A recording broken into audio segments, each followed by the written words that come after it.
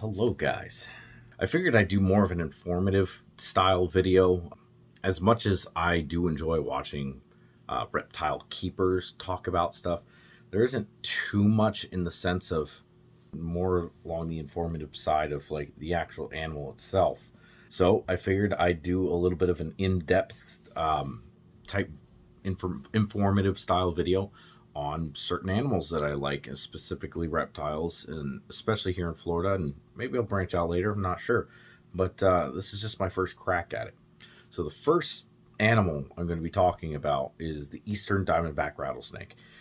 This is one of my favorite snakes, just because of the sheer size and just the awesomeness it is. About when you're around them, it's hard to explain, but when you see them out in the wild, for those who have, it's just an awe-inspiring thing. And it's really sad how people just kill them because they are what they are. And they really are not aggressive snakes. They don't want anything to do with you. They have a literal warning system. He is beautiful. Hey, get away. I don't want to be messed with. The Eastern Diamondback Rattlesnake, also known as Crotalus adamantius, I probably butchered that. It is the largest rattlesnake species in the world. It gets upwards of 8 feet long, but it's very rare that it gets that size. The average snake is about 3 to 4 feet, but they have been known to get up to 8 feet long. So, that story that your granddad told you about how he killed a 15-foot rattlesnake under his porch back in the 80s, not true. I mean, it probably was a big snake, but they don't get any bigger than about 8 feet. That being said, that's still a very large snake, and an 8-foot snake can be upwards of 15 pounds, especially if it just ate a big rabbit, which when they're that size, that's one of their main food sources are rabbits. But they will pretty much eat whatever they can, mostly rodents, but they'll eat birds, and they're ambushed. They'll sit there in one little spot, wait.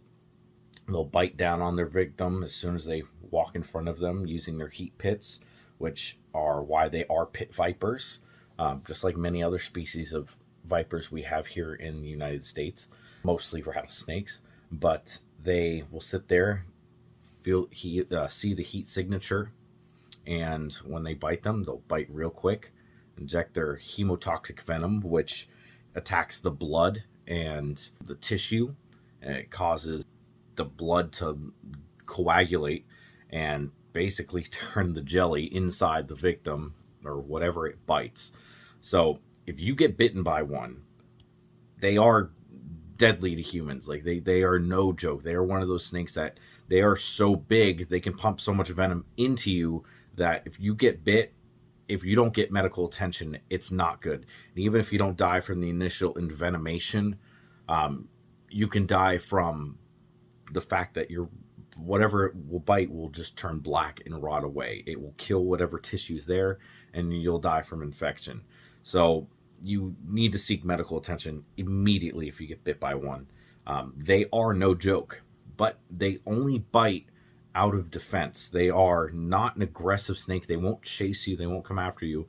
They'll rear up in the classic defensive posture. They'll rattle at you.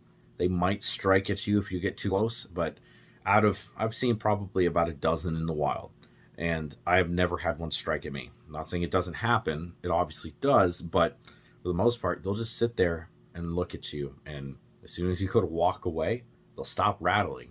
When you go back up to them, they'll start rattling again.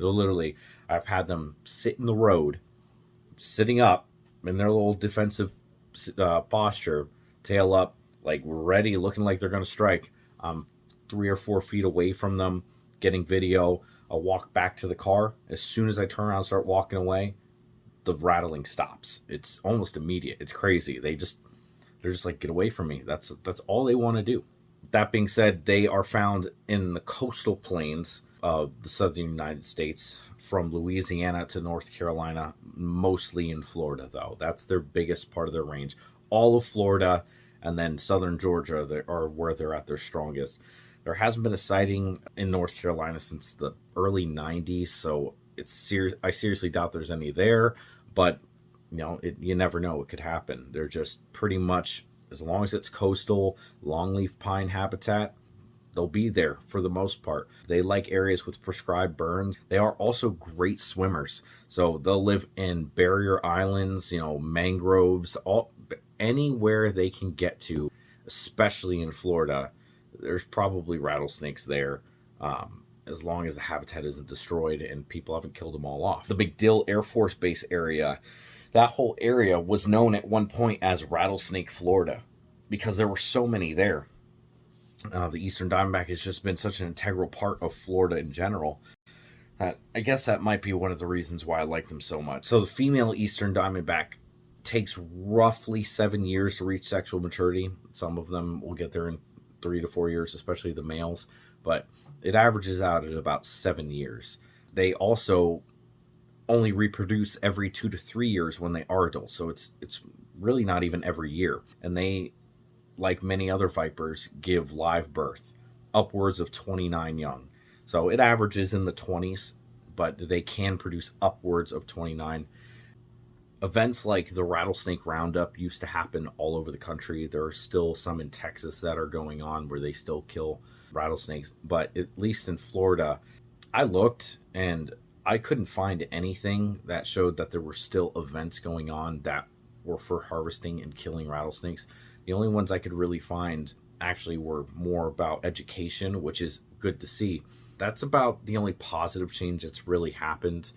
Besides people, understanding that snakes in general are not something that should be feared, that they should be respected. One of the problems that we're having right now is that the Eastern Diamondback is not considered threatened, but FWC in particular says that because of things like the Rattlesnake Roundup have stopped, that's a good thing, and that's really all that needs to be done. They don't have any sort of measures looking into making sure that they don't decline. People kill them. There's no rules about killing them. They need to be put on some sort of protected species list. There isn't even really that many studies out there dealing to it. I did a lot of research for this, and I could not personally find anything even talking about the numbers that are out there. All we know is that people who are in this field can see that they have declined sharply over the past few years.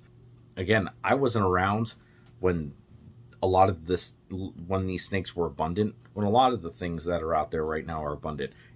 I don't know how many times I've been told stories like, oh, when I was a kid, I used to go out and be able to catch 50 speckled trout in the morning, and that was routine. It was something that happened all the time.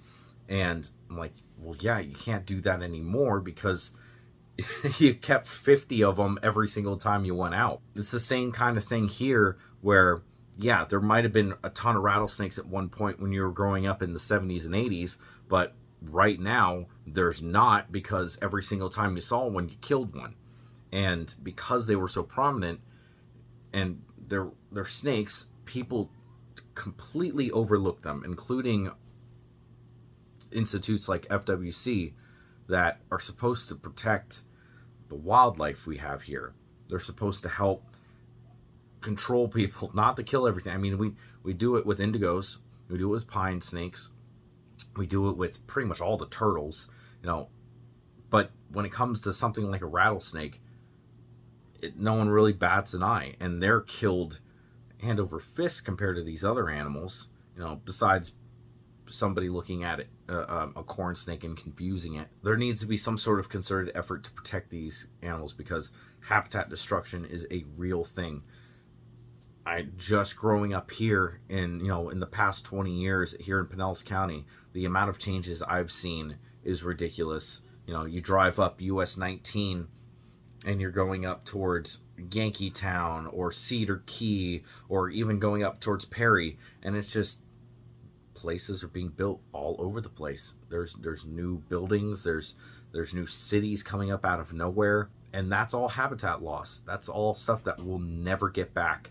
And instead of doing something to protect those areas, we're kind of just skimming over it. And in 30 years from now, I don't want to look back and be like, well, we had rattlesnakes, now we don't, and my kids won't ever be able to see even what I have in its diminished state as it is. Thank you for watching. If you watched all the way through, this is my first kind of attempt at a video like this. So let me know in the comment section below if you liked this style of video.